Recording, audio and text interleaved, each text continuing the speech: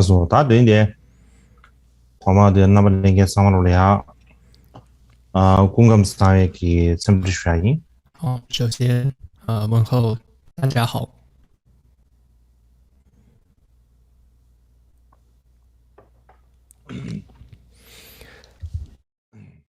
大对的，他们这些没给一些，你们啥地方的？今天呢是那么那个禅模说的春季课程的第二堂那么课。在理解边哪里？那么今天要讲的是妙行解脱传自传的第10个颂文。那说大对的呀，那们在理解边哪里？在理解就不得选赢不的，这样讲我们遇到是个你呢？那么这里要讲的是妙行解脱传的第10个颂文，所以这里要引用的是米觉多杰的侍者桑杰巴珠他所撰写的妙行解脱的一个注解的一个科判。那这里有3个最主要的纲要，就是顶礼即立誓造传、传记本体跟造论圆满。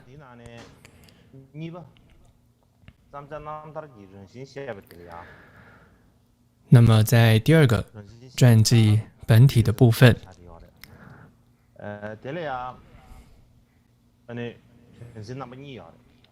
又可以分为2个部分，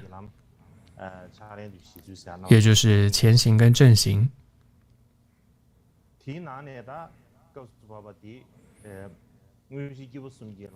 那我们现在讲到的是正行，实践3世道之法。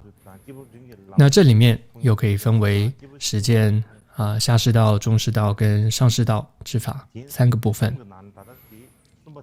那我们现在讲到的是第3个实践上士道之法。那在实践上士道之法的部分，那可以分为动机、行动，还有学修2种菩提心学处，这样的3个部分。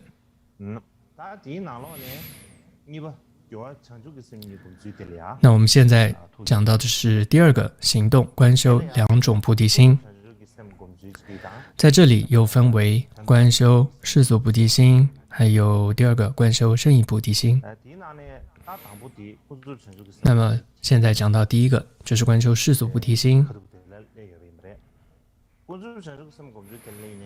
那么修世俗菩提心的时候，又可以分为坐上跟坐下。坐上观自他交换，坐下转恶缘为道用。那今天要讲的是坐上观自他交换的部分。那这是颂文：利他之本，乃舍己乐于他人，复他苦于己身。故而我将身体受用，乃至善根供养众生，毫无我执，此为我妙行之一。之前我们说过，这里有33个妙行，所以我们讲到的是第10个妙行。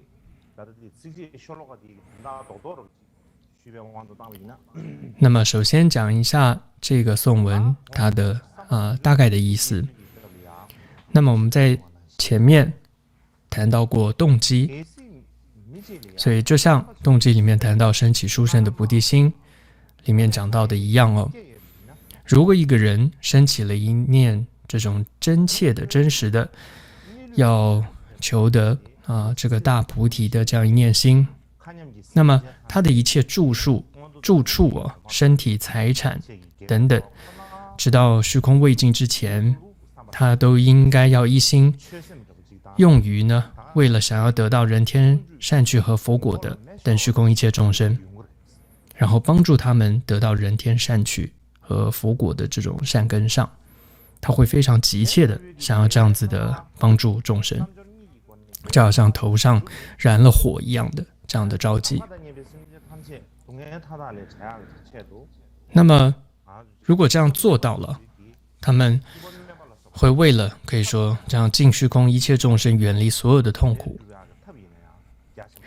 那么他们会欢喜的去行持各种难行的利他之行，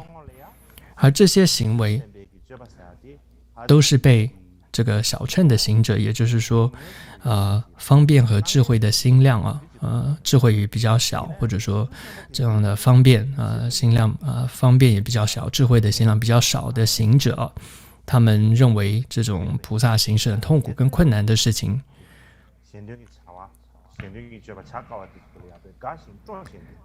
但是呢，这样一个升起了菩提心的人他们会很欢喜的去行持这样子难行的利他之行。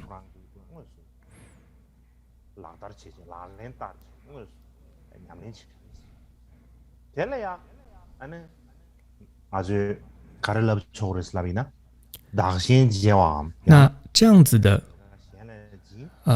可以说很广大的这种菩萨行持，它就称为叫做自他相换，或者说利益和胜利布施给他人，亏损和失败由自己承受，就是这样的意思。但有些人不知道这样的一个重点会觉得说我反正做了一点布施，然后可能前半生中上半生我辛苦做一点修行，然后后半生呢就能够可以说被别人当成修行人然后看到和受到尊重。或者有些人呢，他上半生这个受点损失委屈，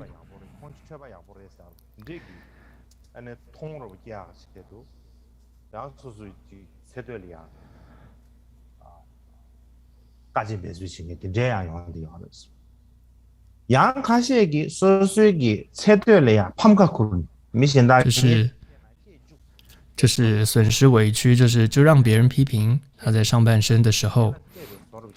或者说他让别人反正多占些好处便宜，但是他这么做的目的是为了自己的下半生自己的亲朋眷属好友能够得到这种庇应，或者说得到更多的好处。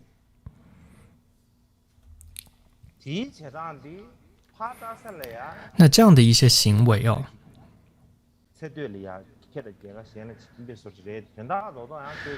好像是在做的是利他的行为，但其实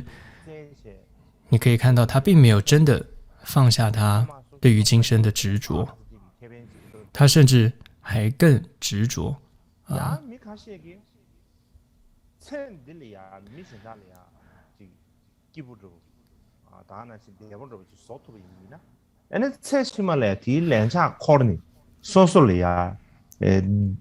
所以他今生利益他人，其实都是为了来生能够得到这个善的这种福报。所以很多人呢，就是带着这样一种可以说有所求的心在修，甚至很多人呢是这样子，他们口头上说我是在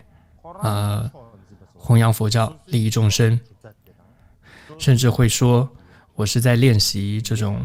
练心修心，然后我爱他人比爱自己更多，但是呢却为了袒护自己人，却用尽各种这种手段，比如说打压别人的蹂躏的这种手段去对付这些自己人的这些对手。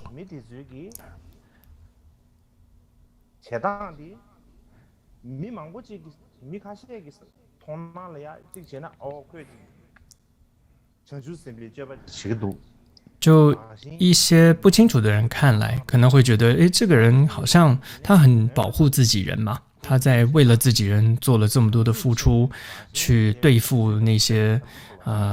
所谓的敌人，那些对手，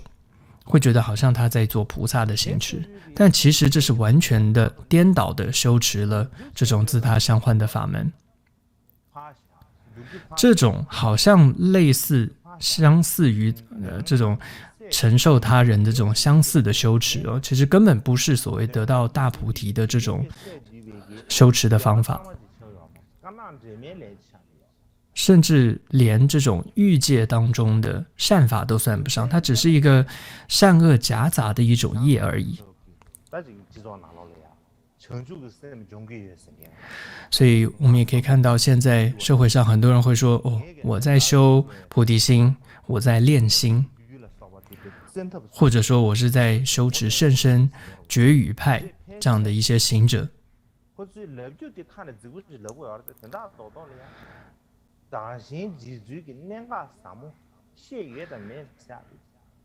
但是呢，很怀疑这些大部分的人，他们是不是真的有搞懂自他交换的真正的这样的修持的要义是什么？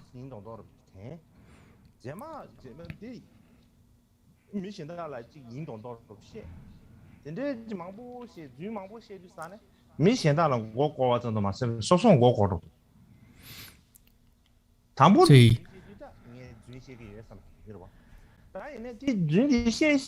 刚开始呢是自己装模作样，然后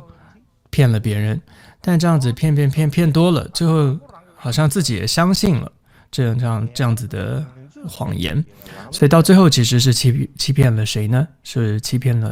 到了自己哦。所以因此我们说要学习这样这种自他交换，或者是这样的菩提心的修持，一定要依止到一位这个善于教导如何修持这样子的菩提道法的这样一个善知识，然后好好的去学习。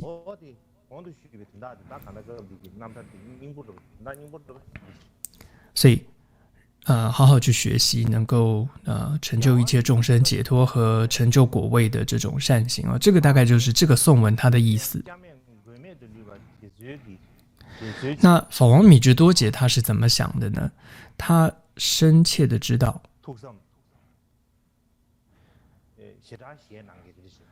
就是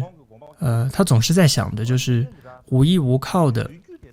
那些乳母的众生，他们总是想要得到快乐，离开痛苦，但是呢，他也知道圣者和凡夫的差别在哪里呢？就圣者会在因上去做取舍，但凡夫呢，却总是在果上去做取舍。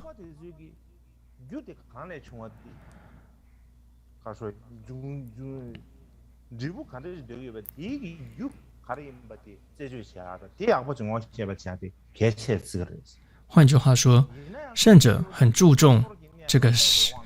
苦乐的因是什么，然后会去注意取舍。他知道说，所以但是众生却不知道这一点啊，他会愚痴昧于这个取舍。所以虽然快乐的因是善，但是呢，他们却将这个善当成了毒药去一般的去舍弃。然后痛苦的因是不善，但是凡夫的众生却将这些不善当成了好像药一般的去医治。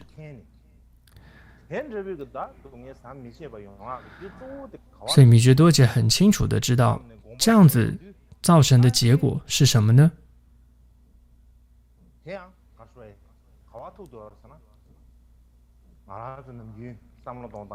就是无法衡量跟想象的这个永无止境的各种轮回的痛苦。那法王知道，就是法王米觉多杰知道，造成这样子没有止境的痛苦的主要原因是什么？就是因为对于他人痛苦的一种漠视，然后心中想到的都只有自己的身边亲朋好友的长寿健康啊，或者说有钱有名而造成的。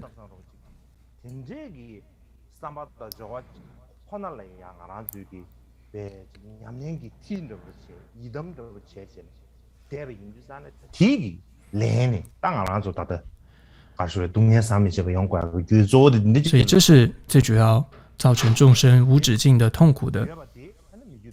这个最主要的原因。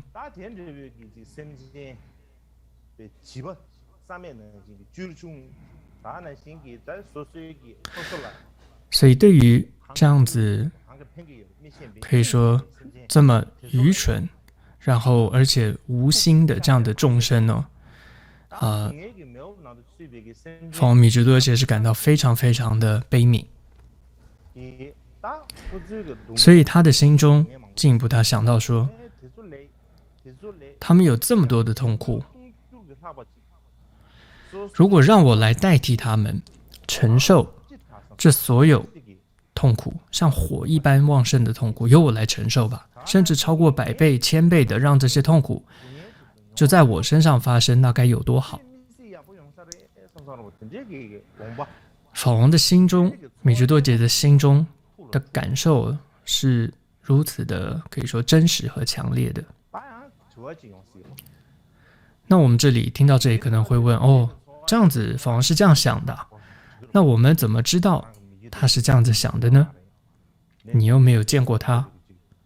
或者说那你怎么会知道他是这样子想的呢？他有这样子的感受呢？那我们说从他的传记还有从他的弟子的很多的传记很多故事当中，我们可以看到一些例子，一些故事。譬如说有一些故事写到，他自幼从懂事开始他很天生的就会关心别人，他的那种关心是很自然的，甚至谁都阻止不了他的。举例来说，有一次他的家里有一只这个牛，然后这个就是母牛，然后这个母牛它旁边有一只小牛，他就知道说啊，那个小牛要被别人拿去宰杀了，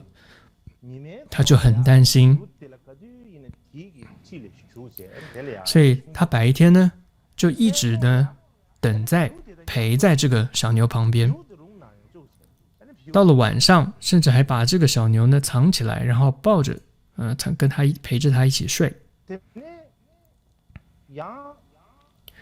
另外还有一次呢，他们家里面有一只这个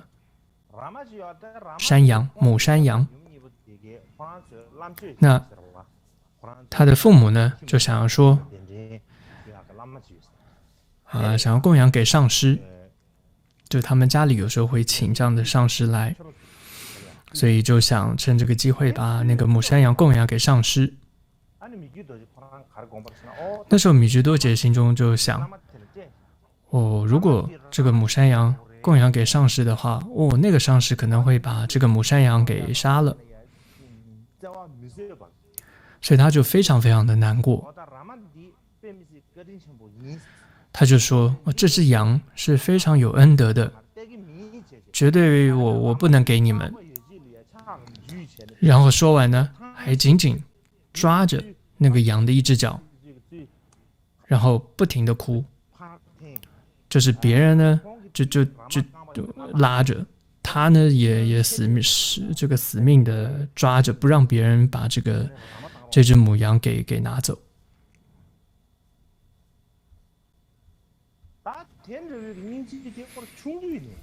所以这是他很小的时候就展现出来的这样的一些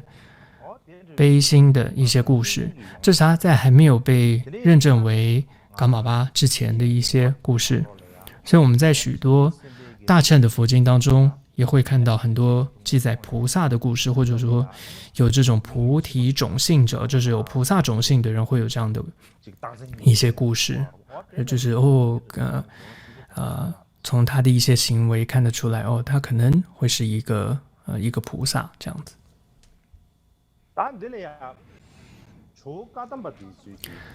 在噶当派当中也有这样的一些教言，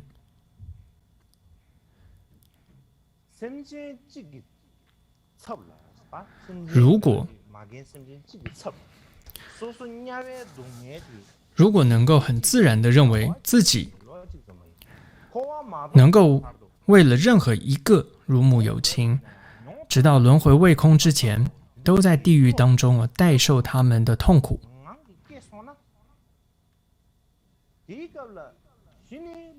这个时候才能算是真的这个升起了这个叫愿菩提心。如果没有升起这样子的感受的话，这就不能算升起了愿菩提心。然后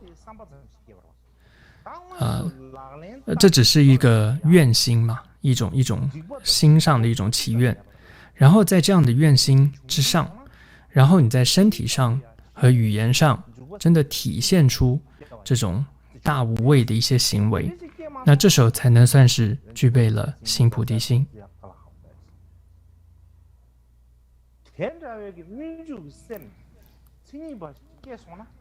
所以一个人，那么只要升起了这样的真实的愿菩提心，那么这个人要升起愿行菩提心戒，那就完全不会有困难了。那这段话就是过去噶当派的祖师们他们这么说的。所以法王米觉多杰呢是这样子想的，他说把一切尽虚空的众生当成自己的父母和亲人，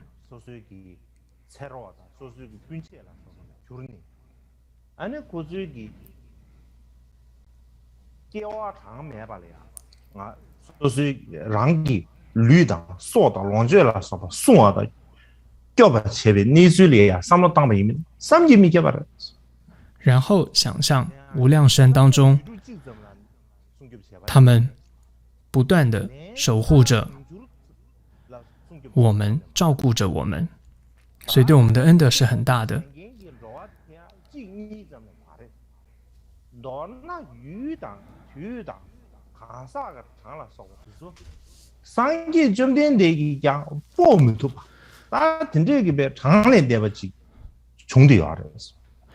就是说这样子的要把一切众生想成是自己的父母和亲人然后要非常的去爱护跟守护他们，而且这样的众生它不是只是少数在几个地方，你也不是少数的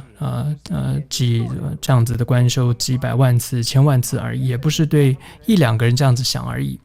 所以总的来说，在地点、时间、生命的数量上是非常非常的多的，连佛陀都无法衡量的。所以他的心中就法王米觉多杰非常的笃定，这样想完之后非常的确定说，一切的如母众生就是自己要无量次去救护、出离痛苦，然后帮助得到利益的这个对象。所以他们可以说是恩人，是自己最爱惜的人。由于他有这样子的一种确信、一种笃定，所以现在这些众生无论正在经历任何的困难和痛苦的时候，法王米觉多杰他就说我都愿意代受他们的苦，直到轮回未空之前，他都愿意承受。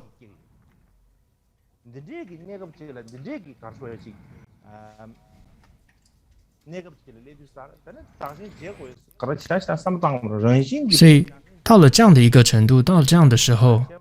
其实你甚至不用刻意去想说我还要做什么自他交换，不会，你不需要，因为你有了这么强烈的心的时候，你自然而然的这种想要自他交换的心就会升起的。总之呢，法王米觉多杰从小就是非常的无私的。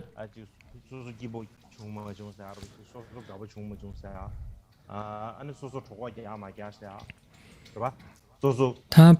很少会担心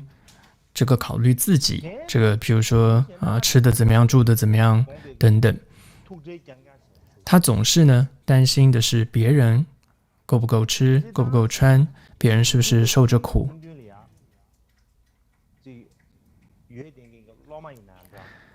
那在他的身边也有许多这种，也有一些制造麻烦不听话的弟子，当然也有一些好的弟子哦，但是也有不少比起好的这个麻烦的不听话的弟子还是比较多的。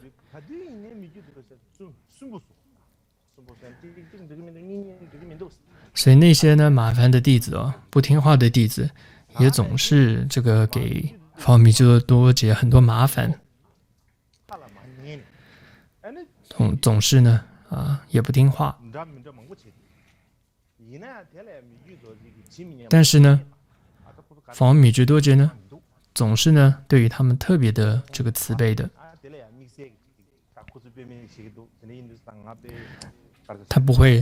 他从来不会这个示现出这个他们不尊重我，他们真讨厌，真麻烦。他从来不会有这样子的，给他们这样的一个感觉。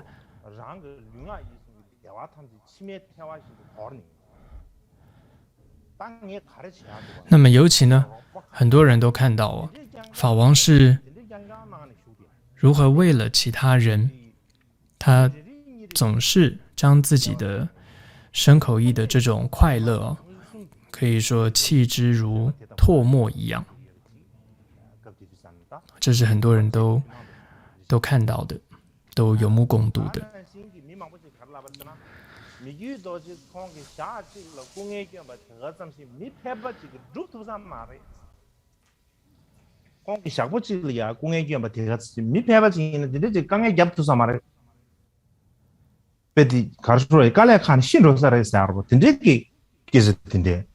很多人都说，甚至呢是他在休息的时候都是一般人做不到的，就是连他休息的时候都是非常的辛苦，都是在利益众生，这是一般人都是做不到的。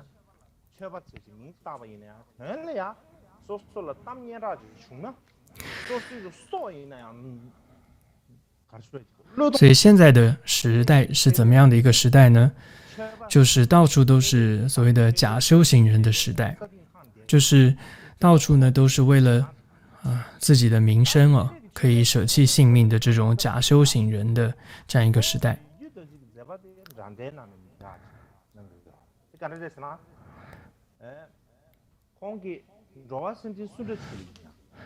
但是呢，法王米居多杰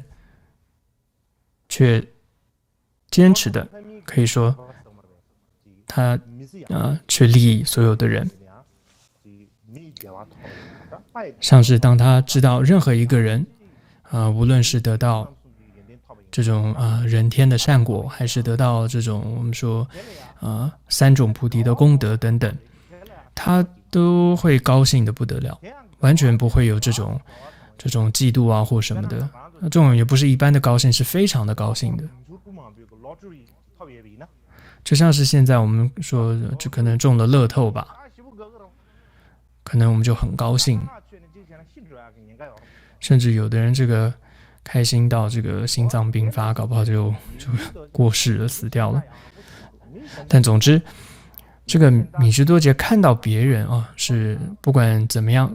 一般快乐也好，或者总之任何的这种得到善果，得到了功德，他都会非常非常的高兴。所以在他的心中，我从来没有对任何人的这种圆满或者幸福，他不会有任何这种看不顺眼或者无法忍受或者这种心生嫉妒，他从来不会。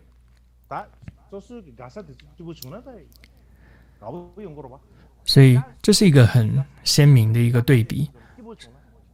是像前面谈到很多假修行人是自己的得到名声就很开心嘛，为了要得到自己的名声舍弃性命都愿意，自己名声得到很开心，一听到怎么那个人名声比我大的时候就很生气。所以但这个时候法王米居多杰却是一个很特殊的，他能够在那样一个时代当中，他却能够持续的利益别人这样子坚持的利益他人。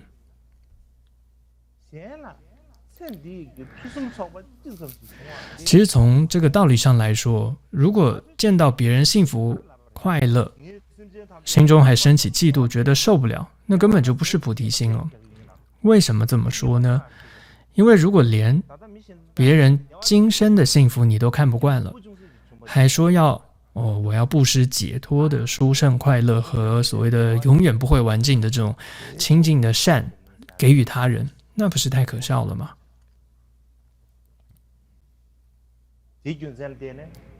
所以像是这个法王米觉多杰就觉得，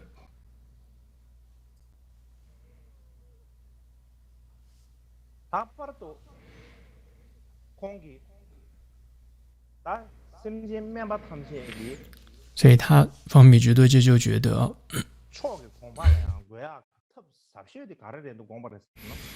要帮助不圆满的有情众生能够得到殊胜圆满的果位，最甚深的方法只有一个，是什么呢？就是自他相换这样的一个修持，这样的一个思维。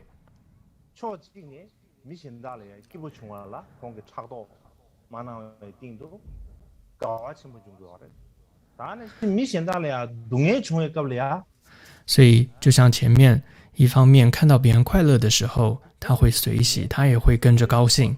完全不会升起不开心、嫉妒的心。而且当他看到受苦者的苦难发生的时候，他会发愿说，希望这个苦难能够发生在自己的身上。而且如果这些苦难能够发生在自己的身上，而不在那个人的身上，他会对于这一点，他甚至会感到庆幸还好是发生在我的身上，不是别人的身上等等。还有，当在遇到任何的挫折，或者面对各种的失败，或者遭受冤枉，他从来不会遇到这些时候，他都不会怪罪其他人，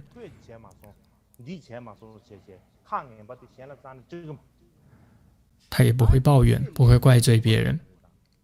他都会承认说是我错了，是自己的错。然后如果所有好事发生的话，法王总是会说那都是别人的功劳，他从来不会居功自傲的。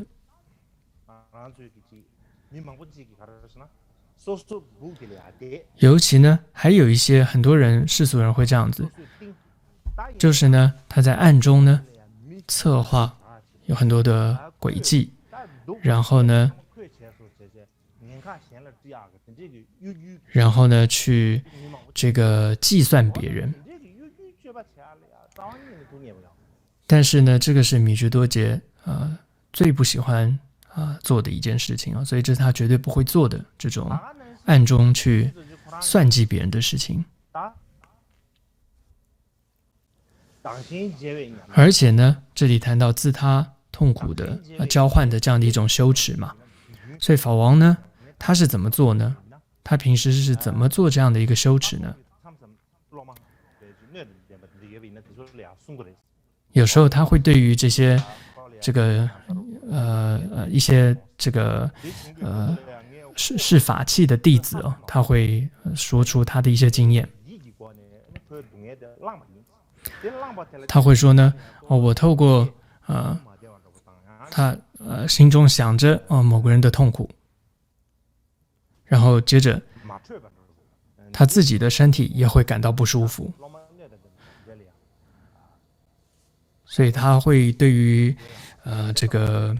他不是所有人都说，是对于这些比较亲近的一些弟子，他才会讲出他自己自他交换的一些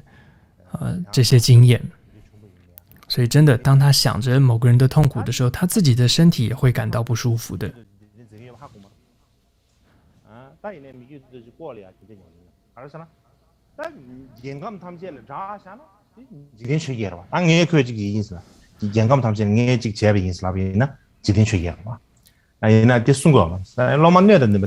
所以他不是随便这样子告诉所有的人我很厉害，我会把每个人的痛苦拿过来，那样就变成是世间八法嘛，在吹嘘自己。所以并不是的，他是对很亲近的这种具法器的弟子，他才会这样子讲的。而且呢前面刚刚这里讲，这是法王他做观想，就是心中想着做自他交换的。而且法王母他不只是在观想上做自他交换的练心这样的修持，他平时从他的生活当中，你就会看到他做这样的修持。他怎么做呢？就是生活当中他总是保持谦卑。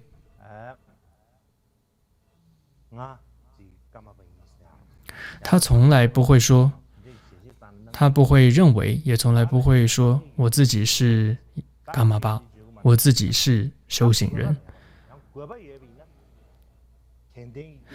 他总是非常的谦和柔软啊，他不会张扬自己的功德。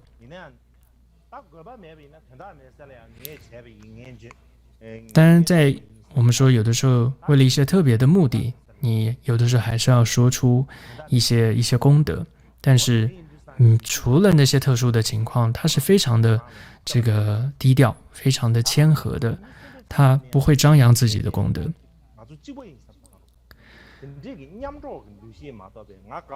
而且他还总是能够一视同仁，就是他没有这种他不会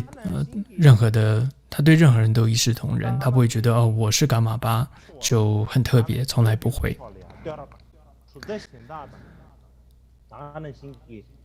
所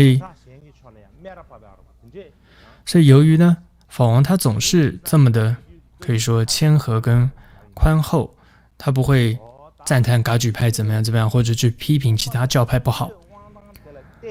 所以以至于呢，噶举教派就有人挖苦他说他这么有智慧啊，这么地位尊贵，竟然不会这个打压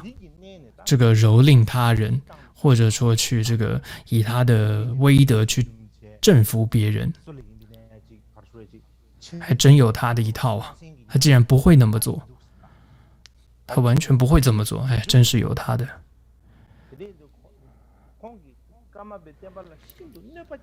这样下去啊，他只会把这个伽玛巴的教派给害惨了。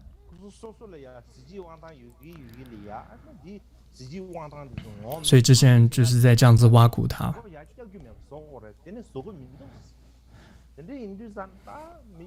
以他那样的智慧，他的地位，他就应该要好好的以他的可以说这种威德地位去征服别人才对的。但是他竟然不那么做，自己在房间在那里去读书，那么的谦和宽厚再这样下去会把噶举派给害惨了。很多人这样挖苦他，那个噶举内部的人这样挖苦他。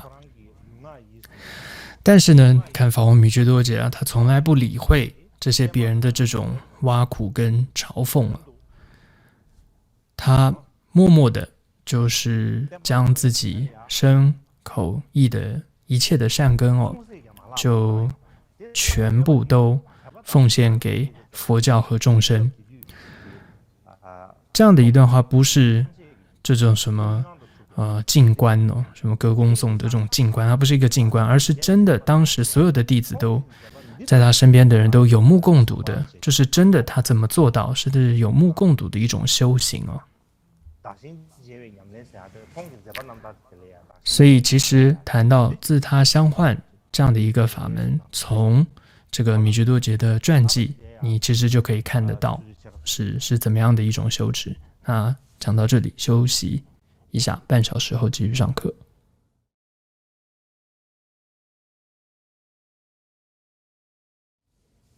咱讲到讲米觉多杰嘅大仙结尾嘅入面的书。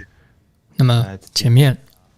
我们简略的谈到了法王米觉多杰是怎么样修自他相换。那我们这里讲到自他相换这个法门，那么就一定要提到历史上有一个重要的人物，那这就是噶当派里面重要的一个善知识，叫朗日唐巴。他的真实的名字叫金刚狮子，也就是多杰森杰。相传呢，藏地就是由他开始这个口诀，这个自他相换这个法门的。所以我觉得在讲到自他相换这个时候，就一定要讲一下朗日唐巴这位大师。那他是公元这个11世纪时候的人，他诞生于这个公元1054年。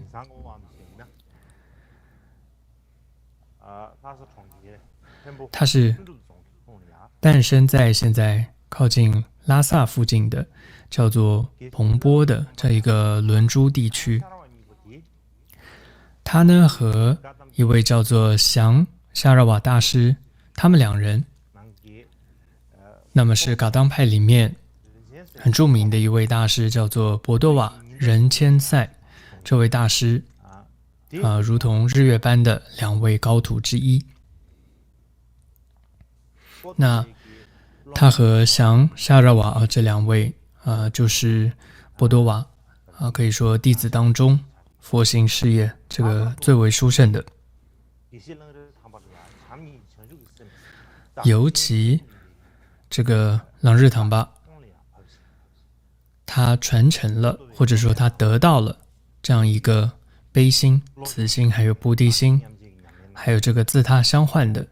这样的一个传承。他可以说是这样一个这些法门当中接续了波多瓦传承当中最重要的一位弟子。后来呢，他就在彭波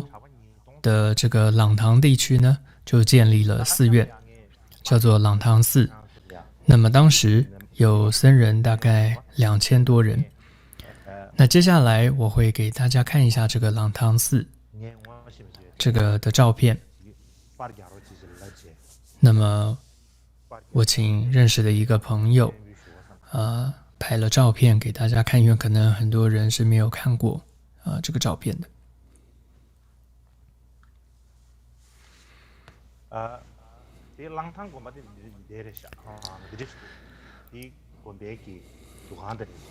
那这就是朗唐寺，然后这是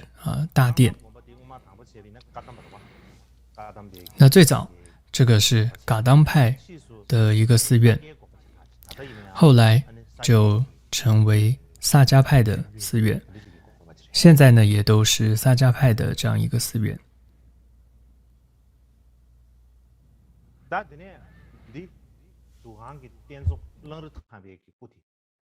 那这个呢就是在大殿里面的主尊朗日唐巴的像，这应该是文革之后呢这个新肃立的佛像新肃立的像。他的这个法帽比较特别，就我看了这个法帽跟冈波巴大师的这个法帽是有点像的，因为相传冈波巴大师的法帽呢，最早的说我们说它就是依据的是噶当派的法帽，所以就跟这个法帽是有点像。尤其格鲁派还有这个温萨尔传的这样一个法脉的这些大师的，他的法帽也是长成是这个样子的，所以互相之间从这个法帽上可以看到有一些法脉上的一些关联性。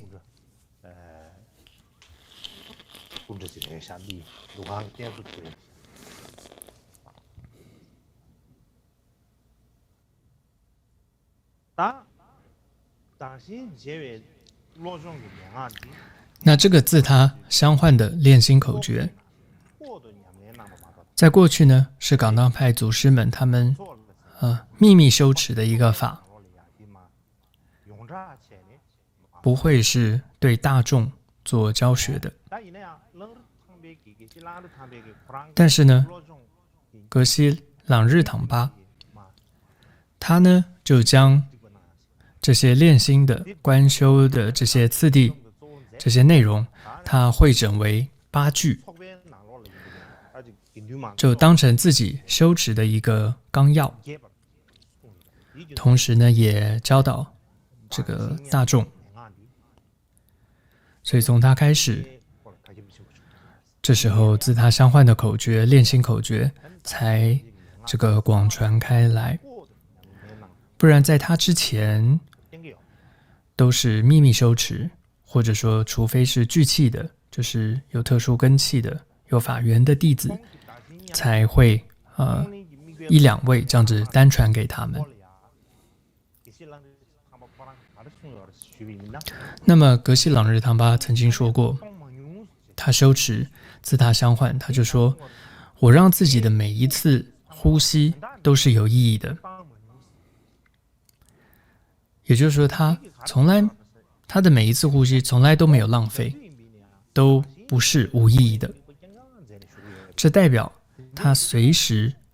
都在修持这个自他相换的这个叫施受法。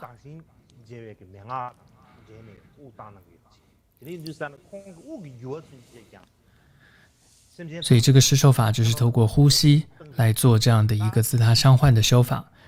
所以他不停的在做这样的一种修持，所以他会说出这样的话。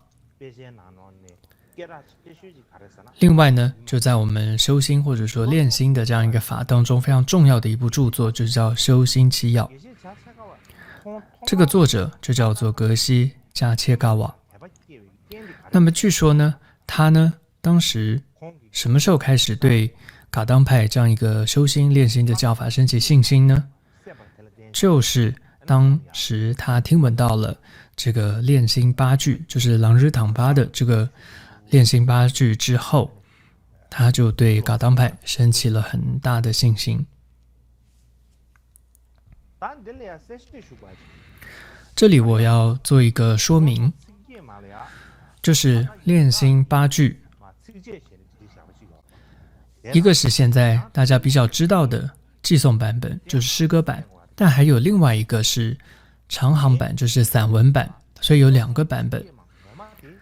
那么我认为其实真实的练心八句的版本应该是那个散文版，并不是寄诵版，就并不是诗歌版。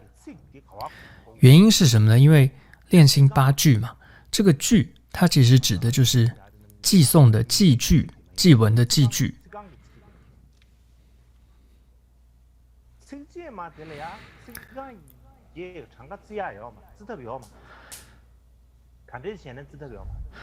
而祭句的话呢，通常呢是4句成为一祭哦，所以不会是8句。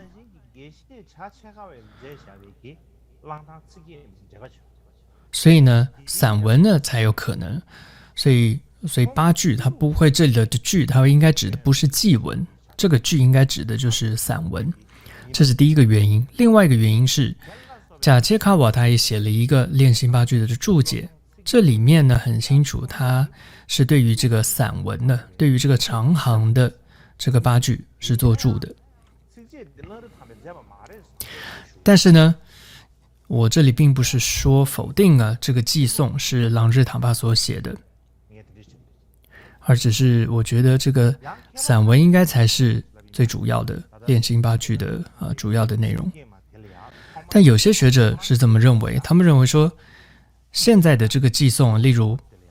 大家知道的寄诵，就是说无依诸有情，至诚如意宝，更甚是为乐，愿恒习众生。其中的那个愿字呢，原本学者认为，原本在朗日唐巴写的时候，其实不是愿这个字，而是传授的授这个字，有的授就是教导、传授的意思。所以后来呢，其实是被谁改成了愿字呢？是被这个有一个叫桑千巴达玛索南所改写的。所以在最开始朗日唐巴他写的颂文的时候，其实是传授的授，就是授恒习众生，并不是愿恒习众生恒习众生。那么朗日唐巴就曾经说，这个修持修炼这个自他相换法的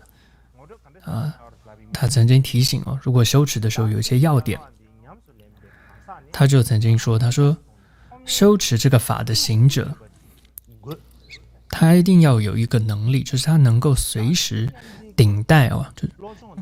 头顶上能够顶戴所有一切众生，上中下一切的众生都能够顶戴在自己的头上，然后常保谦卑。这他有这样的，他一定要有这样的能力做到。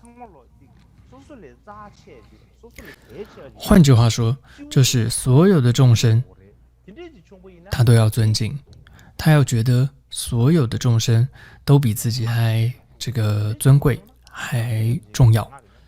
所以所谓的上中下，就是一切的众生都随时要想说是在自己的头顶上，所以要随时常保谦卑。另外还有一个特点，如果你是要修自他相换的一个行者，他曾说，我遍阅了所有深奥的这些佛经论点，其中说的都是什么呢？一个重点就是一切过失都在于自身，一切功德都归于至尊众生。这句话的意思是什么？就是说，朗日唐巴说，我呢读过了非常多这些重要的深奥的经典，当我就看出了里面的内容，我抓到了一个重点，我看到了什么样的重点呢？就是要承认所有的问题其实都是出自于自身，然后一切的功德都要归于至尊众生。所以接着他这里说，唯一的一切要点就是什么？你要思维要将一切的利益和胜利都要布施给别人，所有的亏损和失败都由自己承受。那么还有一个特点就是他自己朗日唐吧，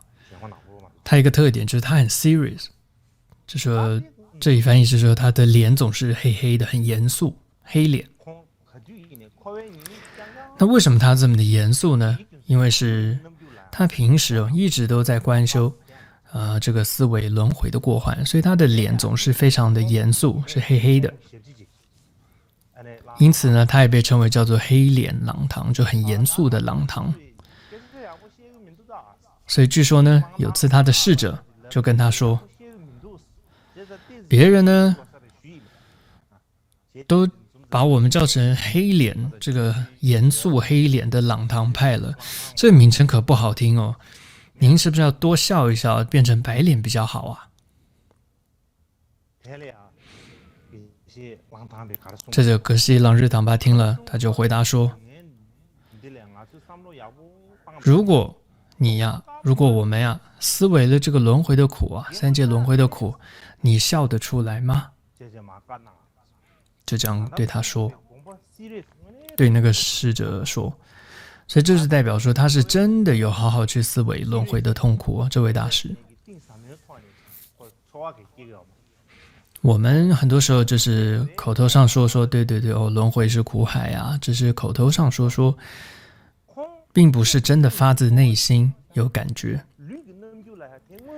所以这位大师，我们说他是真的发自内心感受到轮回的苦，所以他是有这样一个表现出来，是严肃的。那也是不是说他从来没笑过呢？据说有笑过的，他一生当中呢笑过3次，就这么3次。有一次他怎么笑的呢？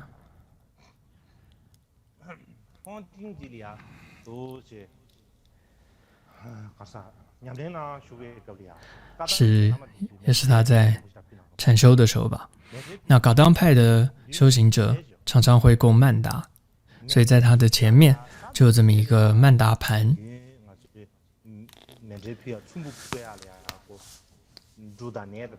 那么平常我们知道曼达盘上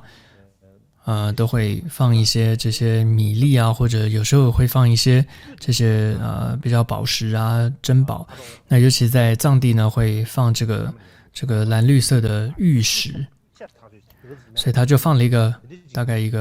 像一个大拇指的大小的这样一个玉石吧，他就放在这个曼达盘的中间。这时候他就突然看到，有一只老鼠过来。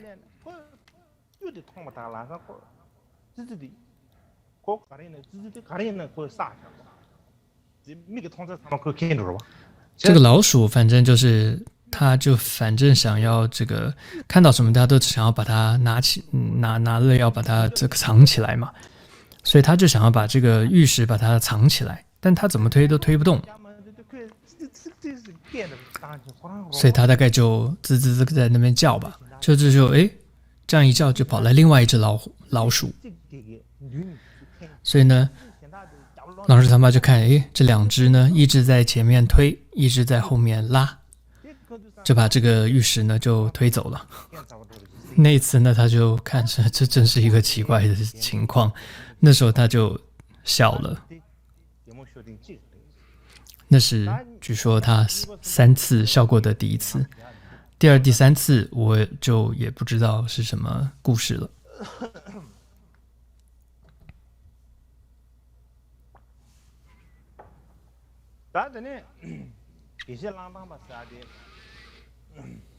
공기 당신 제외기 냠는 거 알았어야 돼. 공기지 투 공부에 나로래야 진짜 공부写的也不怎么样。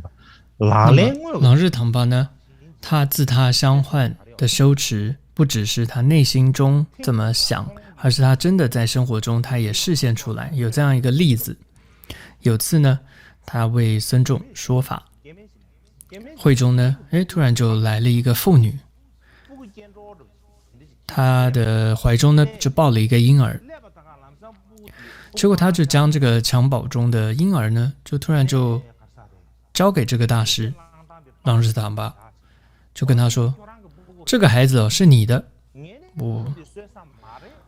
我呢我不养了，你拿去吧，你拿去养吧。”就这样就把孩子就丢给狼日唐巴了，其他也没多说什么。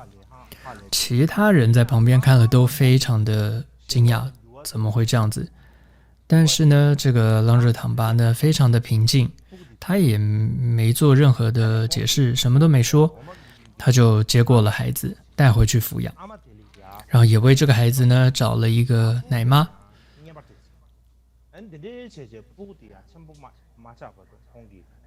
然后就一直抚养照顾这个孩子。之后孩子这个长大了，然后有一天，这个孩子的父母又回到了这个寺院。那个时候他们才把话说清楚，他们就解释说，因为他们孩子很多，那么大部分的孩子都死了，终于呢，这时候他们生出了这个孩子，所以他们就请人算卦，他们又怕孩子死了嘛，所以他们就请人算卦，就说你得把这个孩子送给寺院，给这样一个大师，如果不给的话呢，这个孩子是活不下去的。所以他们解释之后，最后也请这个狼日唐巴见谅，然后他们就说我们现在要把孩子接回去。大师说没问题啊，这孩子是你们的，就接回去吧。所以你看，这也是一个很好的例子，就是就算是有这样的一个情况，大师还是非常平静的，就面对这样的情况，然后来面对。同时呢，朗日唐巴他也有很多优秀的弟子，像是格西沙波冈巴，还有加日瓦，还有惹意师等等，这都是他的弟子。还有呢，这个香巴嘎举的祖师，这个大成就者琼波那卓也是他的弟子。这里有一段关于他的一个故事。这个琼波那卓呢，他曾经到过印度，当时呢有一位印度的上师叫做上师金刚座，所以当时他就跟这位上师金刚座说，我想跟你受戒。上师就对他说，我是印度人哦，我无法成为你的这个传戒的这个戒师请教师。他就授记他说，你回去藏地，前往这个朗日这个聚光金色的这样一个地方，那边呢有一个阿弥陀佛的化身，你去请求他作为你这个受具足戒，就是比丘戒的这个戒师、亲教师。所以这个琼波那就呢就到了朗汤，就见到这位大师，就是朗日唐巴。所以当时朗日唐巴大师是40岁，所以他就成为了琼波那就的这个具足戒的亲教师。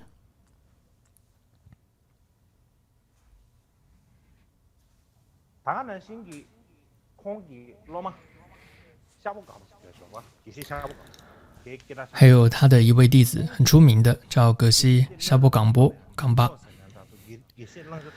他曾经就说，他看到呢，他的上师朗日唐巴，他的菩提心他的菩提心实在是太强大了，力量太强大了，他的菩提心的力量。像是我自己，他就说，对于我好的人呢，我是能够为他这个牺牲的，但是伤害我的人呢，我是要我为他牺牲，我是完全做不到的。然而呢，朗日唐巴呢，却能够这个一视同仁，都能够为了所有人，他牺牲他自己。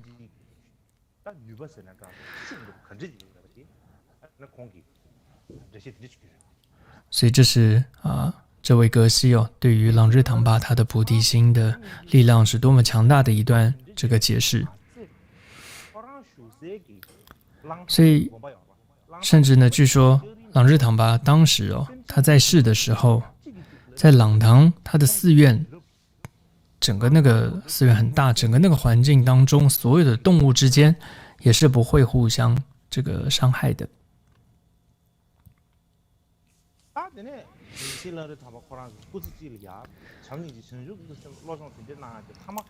那么他一生修持菩提心，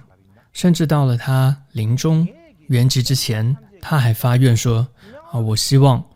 为了一切众生能够投身到地狱。他不断的在临终前还这样子发愿，但结果呢，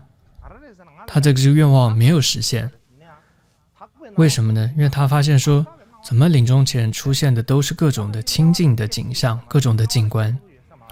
他就想说，哎呀，我没办法投身到地狱。他还非常的因此而非常的难过忧心。你看我们一般人是投身地狱非常的忧心，他是没办法投身到地狱非常的忧心难过。真的是很殊胜的一位大师。最后呢，就是他是在公元1123年，他70岁时圆寂。那么相传当时呢，寺院附近这个村子里的一位老太太刚好到寺院来朝礼，她就发现，怎么和这个寺院和以前不太一样了？她就跟别人说，她就说以前呢，这个朗日唐巴这个地方朗日堂这个地方，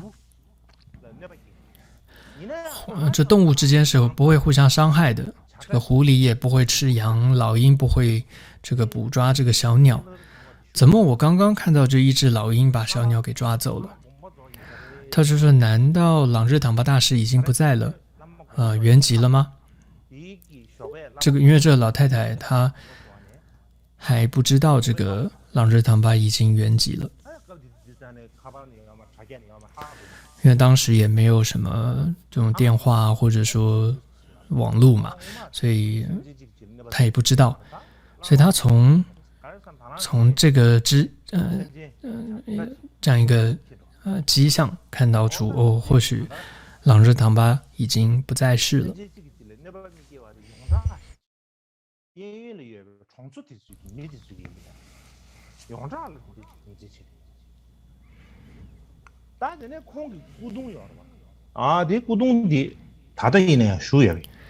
那么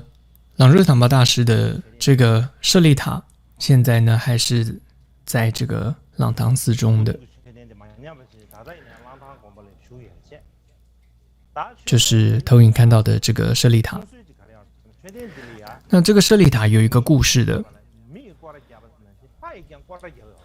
就是这个舍利塔呢，日夜都有这个天神呢在绕塔着，在守护着这个塔。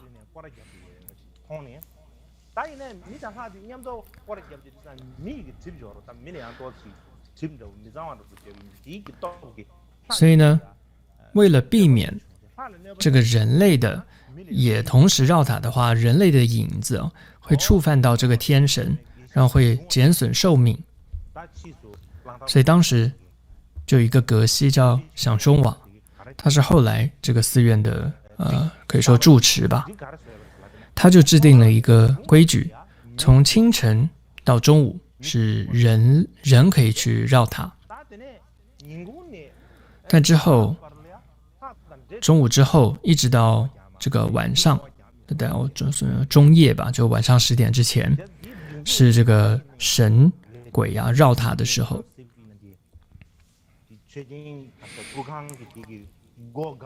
所以你可以看到这里有一个图片，上面是一些藏文字说明，上面就是说明说什么时间什么时候人可以这个绕塔，什么时候人不可以绕塔等等。所以这样的一个传统延续到现在都有。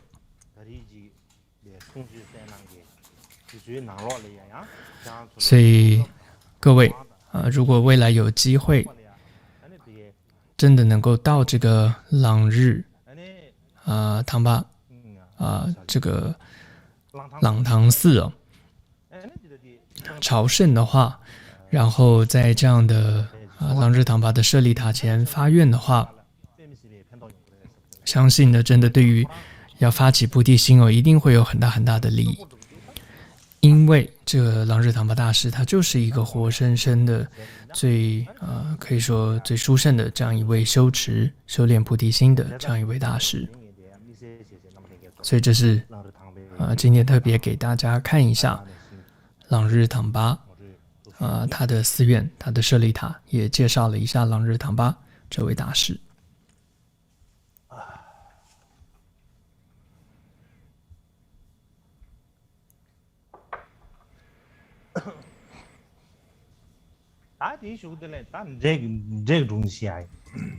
接下来呢，可能要说一个鬼故事。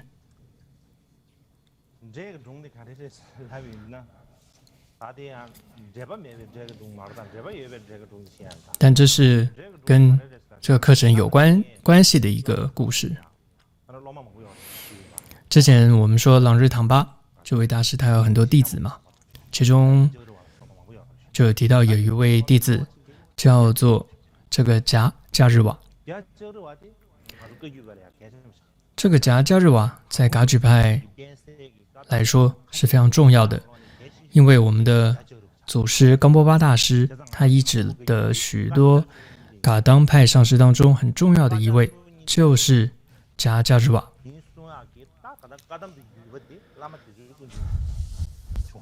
尤其我们噶举派说我们有传承大手印还有噶当的教法，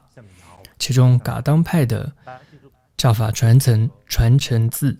就是像迦日瓦等等这些噶当派的上师，所以我们也要对噶当派的这些上师要认识。不然如果我们问说冈波巴大师就达波仁波切他曾经医治过哪些噶当派的上师，你回答不出来的话那也不行，所以至少你要回答出来一位是谁，就是迦日瓦。所以为了让大家能够记得住这个他的其中一位噶当派的上师是谁，就是迦日瓦，所以我想说一个故事。所以也是要讲下面这一段他很特别的这样一个故事，也让大家这个开心一下。那关于他出生的这个地方迦日瓦大部分的噶当派文献都说他是在康巴地区，但是这个惹意师的一个传记当中记载他诞生在彭波地区，但大部分都说是诞生在康区。总之呢，这个故事是他的父亲呢，很早就不在了，所以他就是母子相依为命。然而事实上呢，他之前有6个兄长，但是呢，都死了。但西藏有这样一种想法，死了很多孩子的这个家庭，爸爸也死了，这个很多小孩也死了。这个妈妈，这个母亲大概是一个巫婆，有这样的说法。就英文说是一个 witch， 就是一个巫婆。所以就在这个村民之间就传开了，他的妈妈是个巫婆。所以的确，他就发现，怎么到了晚上，他们的妈妈就不见了，总是不见人影。所以他也开始起了疑心，的确好像妈妈有一点不太对劲，所以他就觉得要看一下。所以有一天呢，他就装睡，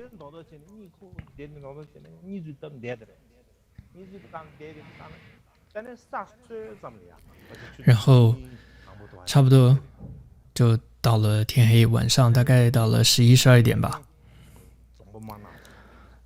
然后就见到了这个2个这个女子进来，这个一红一黑的女子进来，然后这时候就说，然后这2个女子就说，母亲啊可以动身了。然后接着他就看到他的妈妈呢，就坐在一个木箱子上，不是现在的行李箱以前的话西藏都有那种木箱嘛，结果他妈妈就坐在那个木箱子上，就像骑马一样骑在这个箱子上。然后呢，一个女子呢就在前面拉着，一个呢就在后面推着。然后呢，这就走了。然后这个箱子就有点好像有一点飞起来，而且还穿墙而过，就不见了。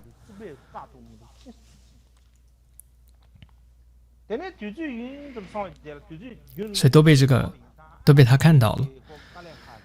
那没过多久，等着他也睡着了。那他醒来之后，这个母亲也回来了，所以他也不知道到底妈妈去了哪里。然后到了隔天，他就想说，因为的确这个母亲是很奇怪，是有些这个蹊跷，那我得要搞清楚她是去了哪里。所以呢，结果他就躲到了那个木箱子里面去，然后他就动也不动的静静的等着。结果差不多到了晚上，那2个女子又出现了，说了同样的话，就说母亲啊可以动身了。然后接着母亲又乘着这个箱子又飞走了。那因为这个箱子跟昨天不同，里面多了一个人嘛，所以这个箱子就会发出那种那种有点刺耳的声音。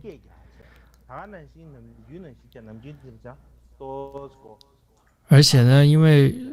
重量有点重嘛，之前飞起来比较飞得高嘛，今天呢就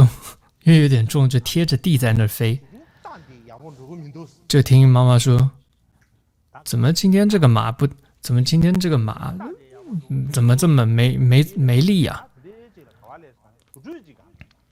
总之呢，说着说着就到了一个坟场。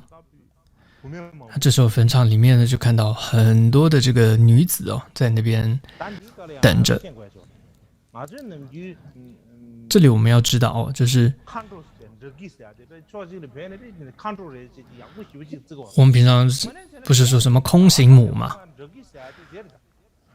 但是印度以前说所谓的空行达基尼，空行它其实就是所谓的这种会恶咒的这种像巫婆一样的。在印度当时呢，可是觉得他们很恐怖的，是不太好的。但到了这个西藏一说空行母这句话很了不起，在印度的话可不是，可把他们当巫婆，很恐怖的。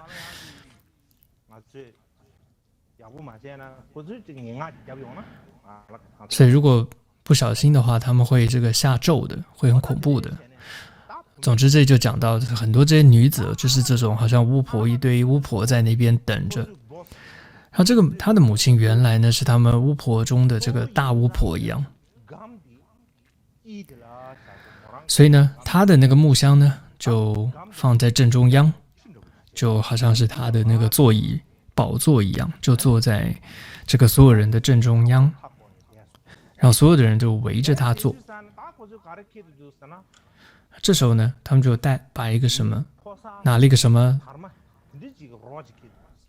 就带了一个这个中年的一个尸首的尸体拿过来，作为他们的这个开 party， 作为这个宴会的这个主要餐点。然后呢他们就把这个脑子打开之后，就把这个脑呢就给了他的母亲，这个大巫婆。这时候他的母亲就开始东掏西掏，就说啊，我把汤匙忘在家里了，因为要吃脑子嘛，好像吃冰淇淋一样嘛。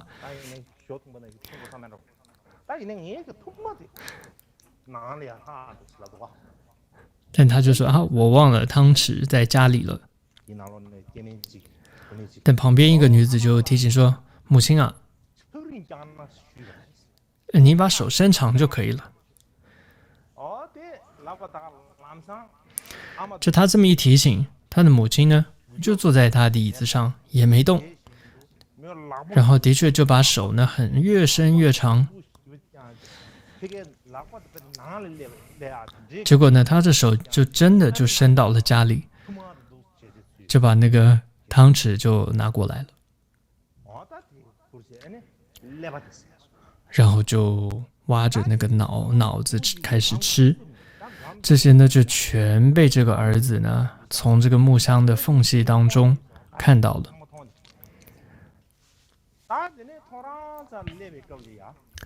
那快到了这个黎明的时分，这些女子呢就各自离开，他的母亲呢也就又骑这个木箱子回到家中，又回到床上睡觉。然后这个儿子呢也很小心的又爬出箱子，然后回到了这个自己的床上。那几天之后都没发生什么事。那这有一天呢，这个他的母亲呢，他是2楼吧，他就在2楼在房顶，他在那个纺羊毛线，他用那个纺锤就是那种叫小木棍，就是那个纺锤的一种工具，一个小木棍。结果呢这个纺锤呢就掉到了这个楼下，这小木棍掉到了楼下，就刚好儿子就在楼下，母亲就喊说，喂，那个儿子啊，你把那个纺锤那个小木棍你给我拿上来。结果这个儿子呢就说漏嘴了，但那时候反正他就说漏嘴，就说他母亲啊，你把手伸长就好，因为他之前不是听到嘛，所以他就说了，你把手伸长就好。结果他妈妈一听就大发雷霆，然后也是才发现说，原来他已经知道自己是巫婆的这样一个身份，比如是叫巫婆也好，空行母也好，总之就是巫婆一个身份。但因为他也怕他呢把这个消息传出去，所以他就抓着他儿子的头发摇了几下，结果他的儿子就变成了一只狗，变成了一只狗。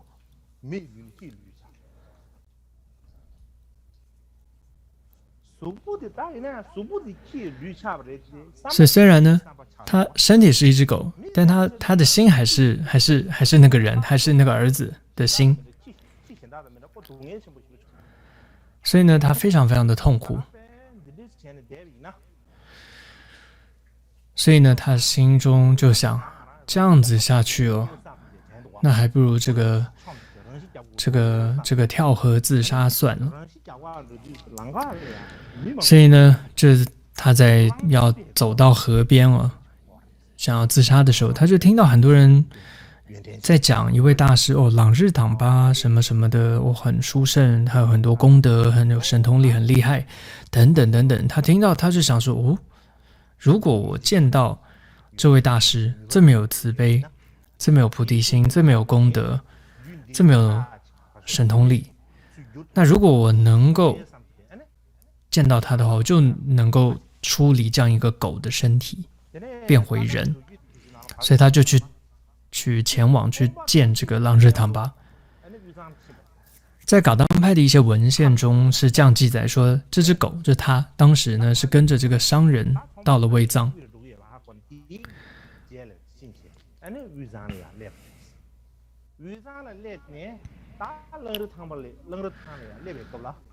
那么当时呢，格西朗日唐巴已经知道他会来了，他就跟这个侍者说，你今天呢给我做一个多玛，然后放在旁边。所以这个侍者就准备好多玛放在他的旁边。到了下午，格西又跟他说，朗日唐巴跟他说，你到外面看看有没有人。他到外面呢东张西望，什么人都没见到，但远远就看到有一条狗，就是跑过来，就是这个尘土飞扬这样子跑过来，飞奔过来。他就回来说，人是没看到，但有一只这个看到一个飞奔过来，然后尘土飞扬的这样一只狗。上智就说，哦呀，好，我们走，我们到外面去。然后说着呢，他就戴上了那个法帽，然后拿着这个多玛往外面走。就在这个朗日唐巴走到外头的同一时间，那只狗也刚好跑到了这个门口。然后上师就在那个时候就把这个多玛呢就丢到了那个狗的身上，然后就在那一刻，他又变回了人形，那个男孩就当然很高兴，他就升起了很大的信心，因为谁都没救不了他嘛，就朗日唐巴救了他，所以他非常非常的对朗日唐巴有信心，就待在他的身边当侍者。之后他也为他剃度，受具足戒出家比丘戒。但朗日唐巴就对他说，你呢还有一个危难没有过，所以你不管之后做什么都不能隐瞒我，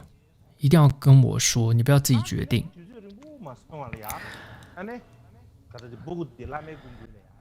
所以不久之后呢，他的母亲呢就听到了他去见了朗日唐巴变回人形的事情。那他妈妈就想说，这不行，这个我可要这个想些办法，要害死他。所以呢，他就在木盒里面就下了一个恶咒，然后把盒子呢这个盖好关好之后，就托给了一个要去蓬波朝圣的人，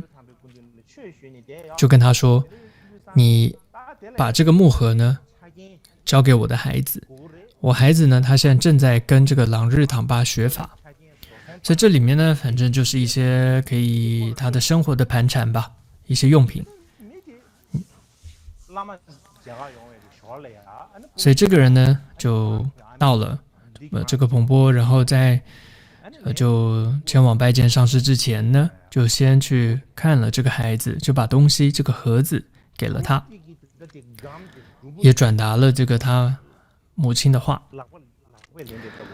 他一接到这个木盒的时候，虽然只是一个小小的木盒，但是却非常的重，然后结果整个手都快碰到了地上，因为太重了，就捧不起来。他就想说，这里面到底这个放了什么东西啊？也年轻，还年纪轻，很好奇嘛，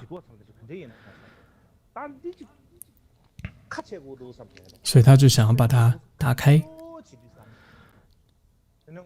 正要打开的时候，突然想起朗日唐巴跟他说：“我做什么事之前，你也要问过我。”所以这时候他没开，所以他就马上就跑到朗日唐巴那里，就说他妈妈送给他一个盒子，我应该怎么办？上身的时候，他自己穿了一个法衣，他就把这个法衣脱下来，就给了他，跟他说：“你穿这个法衣，穿了之后，再把那个盒子打开。”那他就穿好了法衣，然后打开那个盒子木盒，结果没想到一打开这个木盒，就闪出了这个闪电，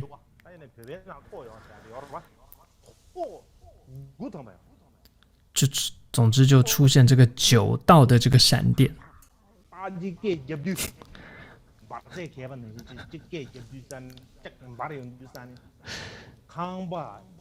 然后总之这个雷电9道的雷电把这个房子还有所有的东西都烧毁了。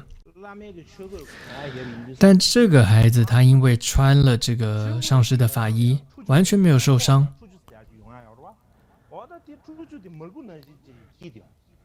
但是呢，他整个法衣的外层呢，却有这样一层这种我们说闪电烧的时候会有一种溶液嘛，这样都包覆着整个法衣，像是酥油这样一层包着这个法衣。这个法衣现在还保存在朗汤寺中，还见得到。总之呢，之后朗日唐巴就跟他说：“好，现在你的障碍都消除了。”然后也传授他口诀。那之后他也了悟了空性和悲心，然后成为了他的大弟子之一。那这里讲了很多这个孩子，这个小孩是谁？就是迦日瓦这个弟子。这段故事呢，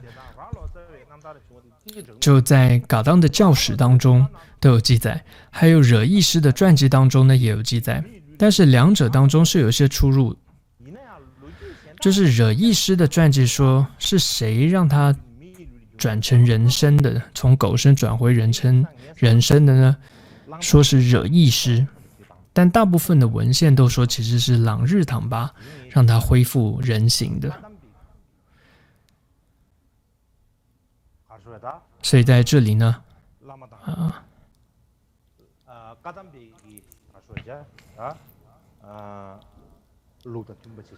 主要是依据了噶当派的教史说了上面这段故事。所以总之呢，前面讲到了很多一些故事，然后主要讲到自他相换这样的一个内容。好像觉得听起来自他相换很不容易的一个修持但其实自他交换、自他相换不是一个好像和我们生活毫不相关的事情，不是的。举例来说，很多时候我们为了自己的父母、朋友、孩子，总之